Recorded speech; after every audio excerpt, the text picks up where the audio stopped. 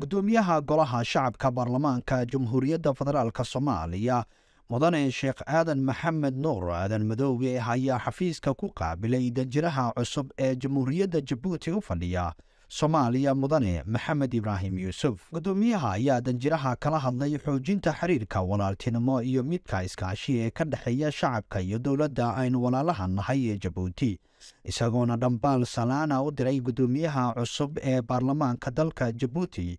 mudane Dilayta Maxamed Dilayta oo bishii la soo dhaafay lagu doortay Jabuuti, waxaana uu kala dardaarmay danjiraha cusub inuu ka shaqeeyo horumarinta iyo wada shaqaynta walaaltinimo ee labada dal. Danjiraha cusub ee Soomaaliya u fadhiya dalka Jabuuti Maxamed Ibraahim Yuusuf